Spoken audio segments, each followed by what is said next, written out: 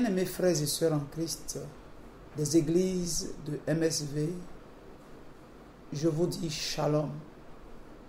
Shalom, parce que je suis convaincu que le Dieu de paix est avec vous et soutient chacun de vous. Comme vous devez le savoir, depuis quelques jours, il nous est quasiment impossible de nous retrouver en communauté comme d'habitude. Mais je vous ai toujours dit, bien-aimés, que le temple de Dieu, c'est nous-mêmes. C'est en nous-mêmes que Dieu veut se glorifier. Et par conséquent, quel que soit l'endroit où nous nous trouvons, nous pouvons continuer à être ce beau temple dans lequel Dieu continue de manifester sa gloire. Je voudrais nous exhorter à garder la flamme de la prière et à laisser nous conduire par le Saint-Esprit, que nous puissions comprendre que la Bible a dit que là où 2 ou 3 sont réunis en son nom, il est présent. Et donc, où que vous soyez dans vos maisons, ne cessez jamais d'élever la voix vers le Saint-Esprit pour qu'il continue de manifester sa gloire et sa grâce au travers de vos vies. Bien-aimés, de temps en temps, nous aurons l'occasion de vous communiquer la parole de Dieu et de vous dire un certain nombre de choses comme nous sommes en train de le faire. Et en ce moment précis, je voudrais vous rappeler qu'à l'entame de cette nouvelle année 2020, nous avions eu à recevoir un message de la part du Seigneur qui nous demandait de combattre le bon combat. Et je voudrais vous le rappeler afin que vous ne l'oubliez pas. Parce que Dieu savait d'avance que nous nous retrouverons dans cette situation et déjà, il nous a préparés au combat. Et peut-être beaucoup de personnes se posaient la question en ce temps-là, de quel combat s'agit-il? Mais aujourd'hui, nous sommes en train de comprendre que le Seigneur ne peut pas nous faire avertir mieux que cela. Et donc, je veux vous rafraîchir la mémoire en vous demandant d'ouvrir la parole de Dieu dans le livre de 1 Timothée chapitre 6 au verset 12, où Paul disait ceci à son fils spirituel Timothée: combat le bon combat de la foi, saisis la vie éternelle à laquelle tu as été appelé et pour laquelle tu as fait une belle confession en présence d'un grand nombre de témoins.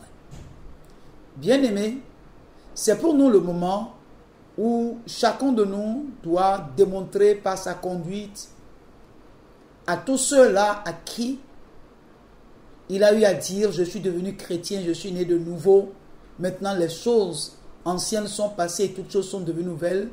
C'est le moment, n'est-ce pas, de prouver à tous ceux-là que effectivement nous nous sommes engagés sur la voie du christianisme et que nous ne pouvons plus nous retourner, quelles que soient les épreuves, quelle que soit la persécution, quelle que soit la situation que nous allons connaître, que nous allons demeurer debout dans la foi, en reconnaissant que Jésus-Christ est Seigneur, à la gloire de Dieu le Père.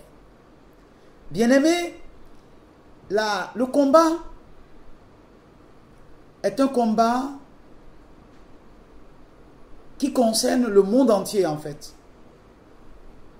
Mais nous qui sommes dans la foi, c'est encore plus particulier. Particulier en ce sens-là que nous avions compris que tout homme sur cette terre est né pour combattre. À partir du moment où la vie est en vous, pour vivre, il faut combattre. Et dans la Bible, dans le livre d'Apocalypse chapitre 12, la parole de Dieu va nous dire ceci. Il est écrit à partir du verset 7 au verset 8 ce qui suit. Et il y eut guerre dans le ciel. Michel et ses anges combattirent contre le dragon. Et le dragon et ses anges combattirent. Mais ils ne furent pas les plus forts. Et leur place ne fut plus trouvée dans le ciel. Bien-aimés frères, nous voyons dans ce passage-là que même dans le ciel, il y a eu guerre. Et Michel et ses anges combattirent contre le dragon. Et donc, même dans le ciel, il y a eu guerre. Et l'archange Michel et ses anges ont combattu le dragon.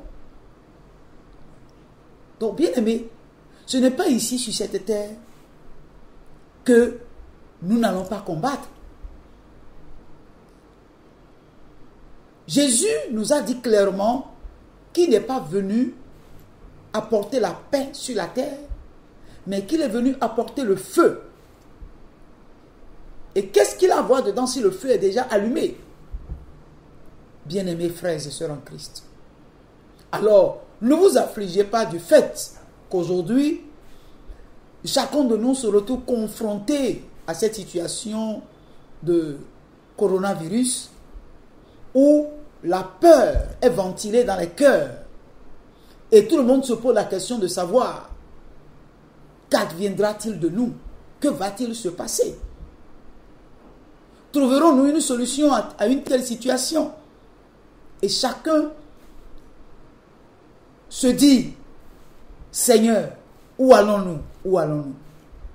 Mais je voudrais vous dire que la Bible dit que, au verset 8, que, mais ils ne furent pas les plus forts, c'est-à-dire le dragon et ses anges qui combattirent contre ange Michel et ses anges n'ont pas été les plus forts et leur place ne fut plus trouvée dans le ciel.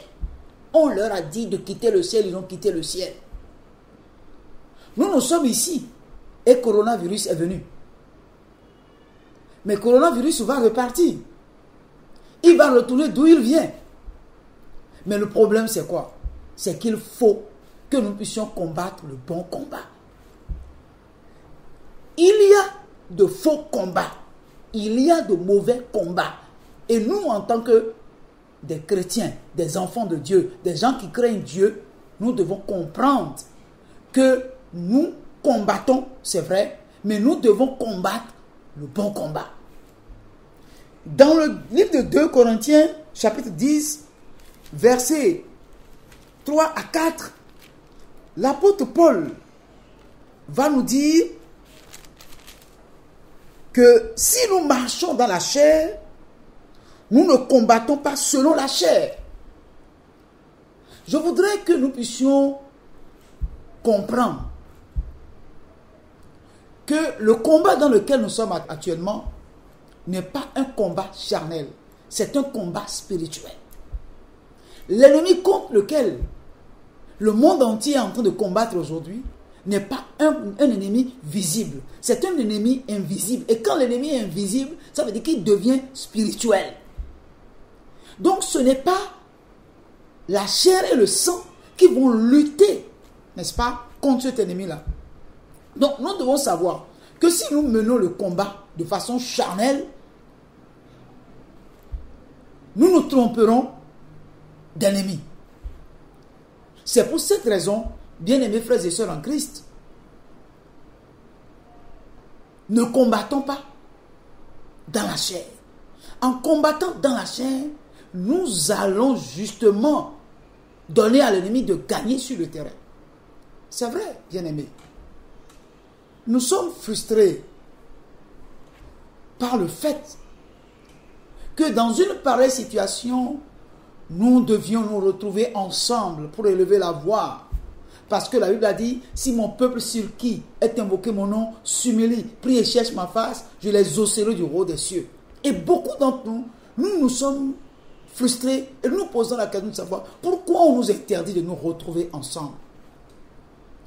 Bien-aimés, si nous devons passer notre temps à parler de ce que nous n'avons pas le privilège de nous retrouver ensemble, et que ceux qui ont pris cette décision-là ont mal fait, nous allons changer d'épaule à notre fusil. Notre combat deviendrait un combat charnel au lieu d'être un combat spirituel. C'est pourquoi, bien-aimés frères et sœurs en Christ, je nous invite à pouvoir reconnaître que Jésus a dit « Je suis avec vous jusqu'à la fin de ce monde ». Et donc, il est avec chacun de nous où que nous puissions nous trouver.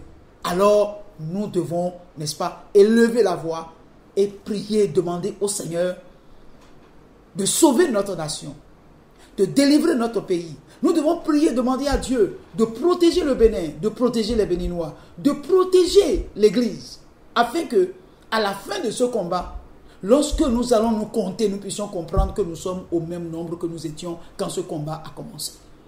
Que personne parmi nous ne soit emporté dans ce combat. Que la grâce et la faveur de Dieu soient manifestées à l'endroit de chacun de nous pour que, quand nous allons nous retrouver, nous puissions être tous encore debout. Bien-aimés frères et sœurs en Christ, Paul est allé plus loin pour dire, car les armes avec lesquelles nous combattons ne sont pas charnelles, mais elles sont puissantes par la vertu de Dieu pour renverser les forteresses. Bien-aimés, nous sommes bien équipés par la puissance du Saint-Esprit. Parce que celui qui est en nous est plus grand que celui qui est dans le monde. Celui qui est en nous est plus grand que celui qui est venu dans le monde et qui est en train de circuler les rues et en train de détruire les gens.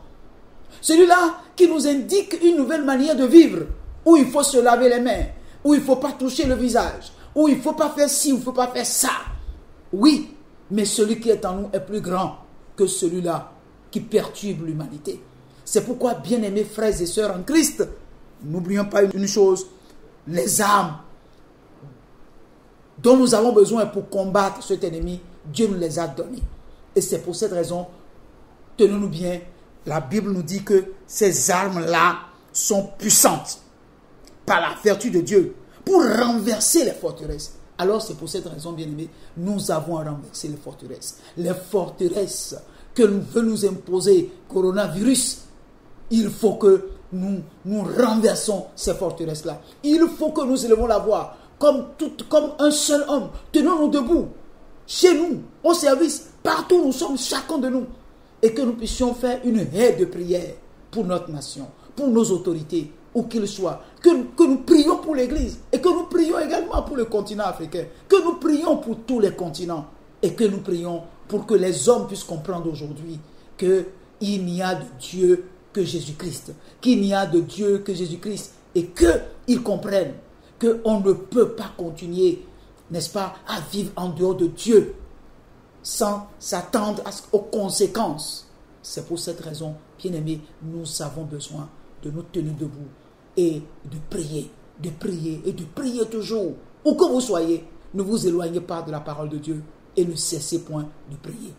Gardons la foi et attendons-nous à ce que la victoire soit totale et définitive.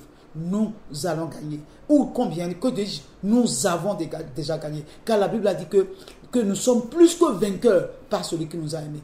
N'oubliez pas, Jésus à la croix a dit, tout est accompli. Tout est accompli. Nous ne combattons pas pour avoir la victoire, mais nous combattons dans la victoire. Bien-aimés frères, ne nous décourageons pas. Tenons-nous debout et combattons comme de vrais soldats spirituels. Que Dieu bénisse chacun de vous, que par ces paroles d'exhortation, que chacun de vous soit fortifié en lui-même et que nous puissions comprendre que où que nous soyons, même si nous ne nous voyons pas, mais nous sommes unis dans un même esprit et nous sommes de même cœur. Que Dieu soit avec vous. Au nom de Jésus-Christ, soyez fortifiés. Amen.